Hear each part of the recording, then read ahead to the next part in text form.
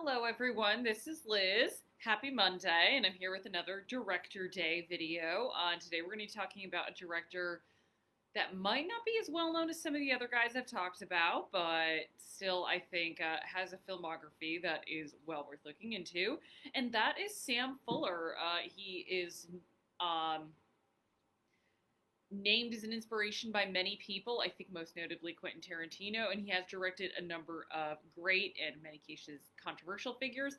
Also, fun fact, he worked with Mark Hamill. So let's get started. He was born August 12th, 1912, in Worcester, Massachusetts, so at least regionally local guy.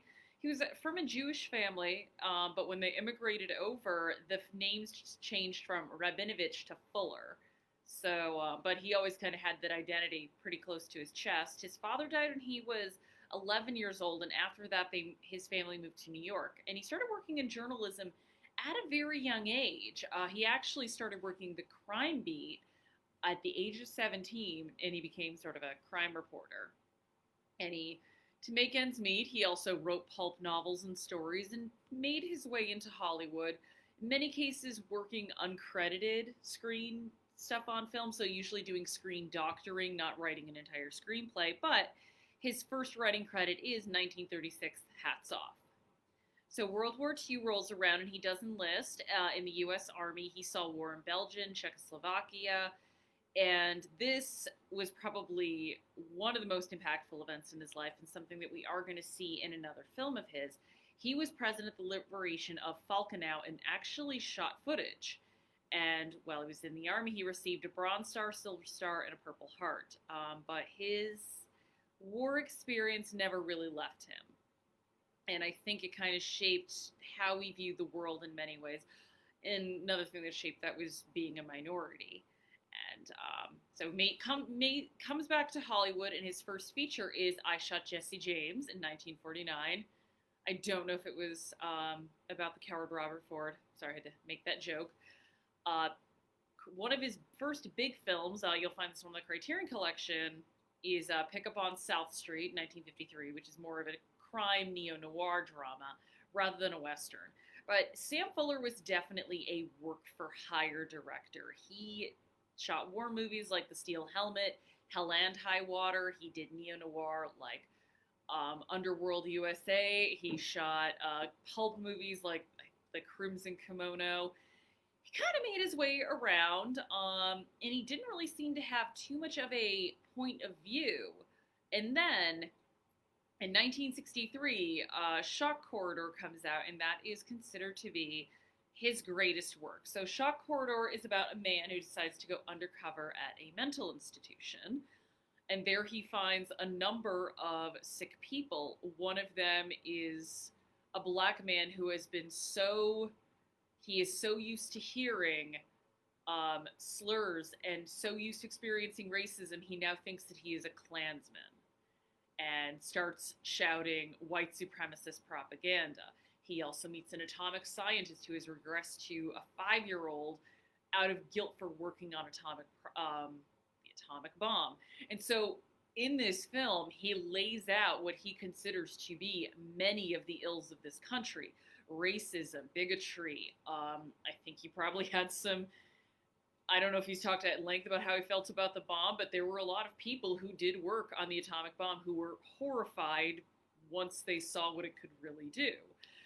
So he takes this film, Shock Corridor, and really lays out and takes to task what he considers to be the ills of this country. And it is a film that you watch it, and it is still, I think, a highly relevant and ultimately a pessimistic film, and we'll get into that with some of his other movies. He was someone who, before social justice was really a thing that was addressed in media consciously, he was doing it himself.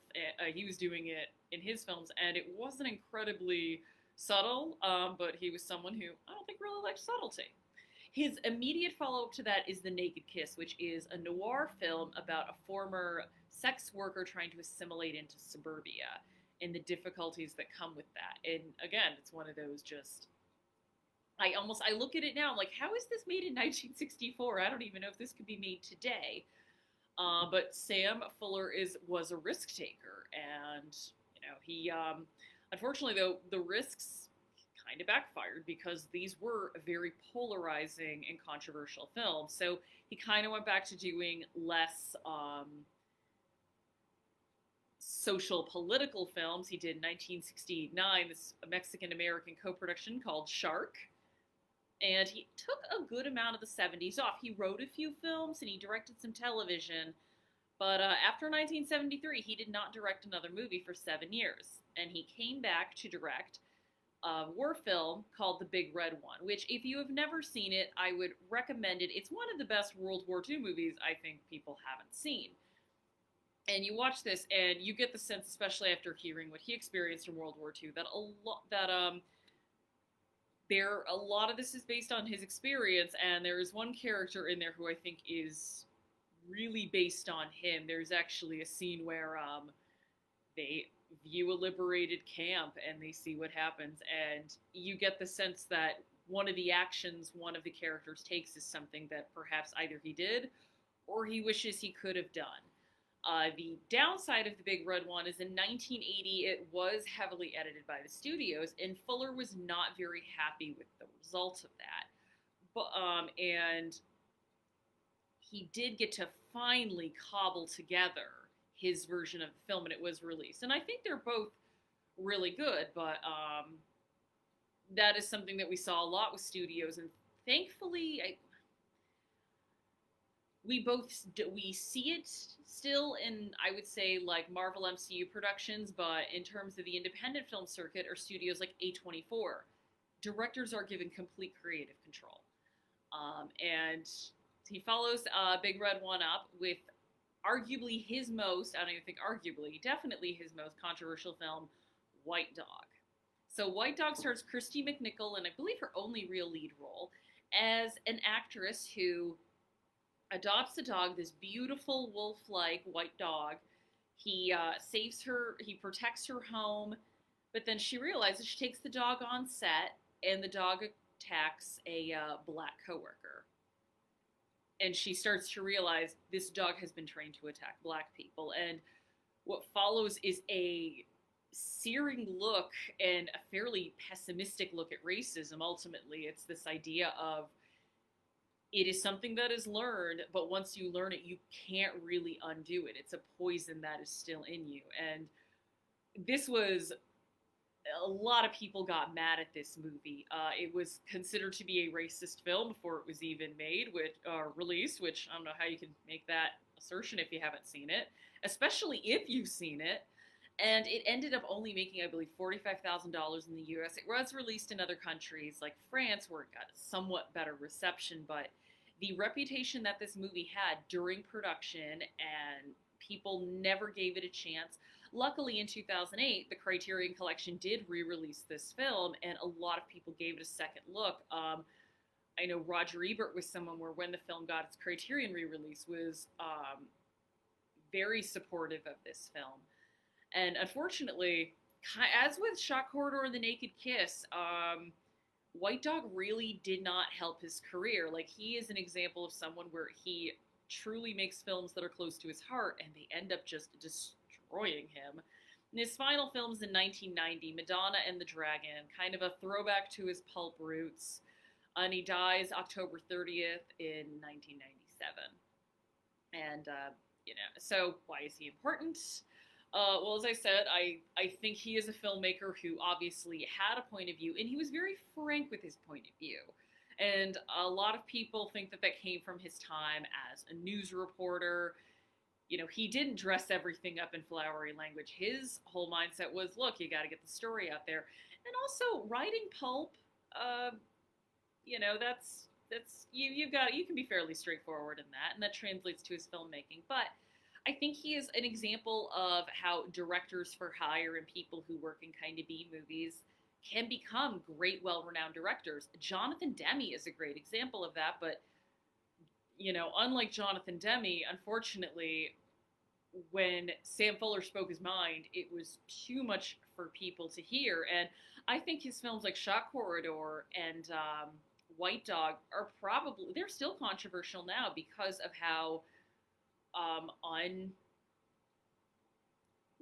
just uncompromising they are in terms of their vision, in terms of what he thinks problems are. He is someone who saw racism as an extreme social ill in America.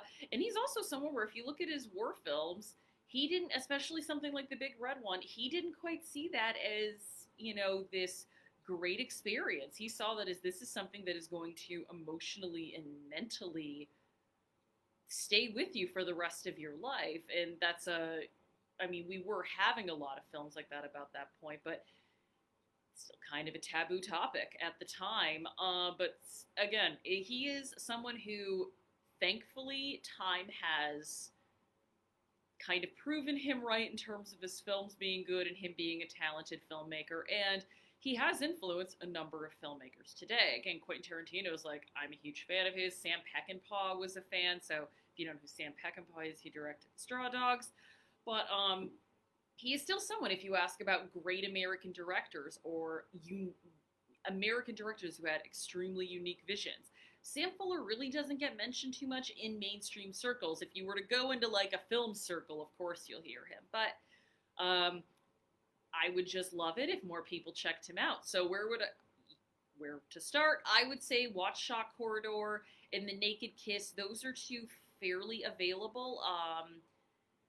Big Red One is available as well. Unfortunately, White Dog is hard to find, but if you are talented in finding things on the internet, you will find it. And even some of his pulpier films are a lot of fun.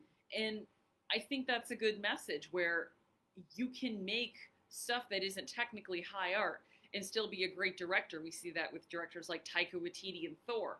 I wouldn't consider Thor Ragnarok to be an art movie, but it clearly is a showcase of Taika Waititi's strengths. And same would go for Sam Fuller's pulp movies. Again, they are a lot of fun if that is your thing. But if you have not, definitely watch Shock Corridor, and definitely watch The Naked Kiss, and definitely watch the Big Red One. They are all hidden treasures, and I hope they get more viewership. So thank you for watching, and I will see you on Wednesday. Have a good day.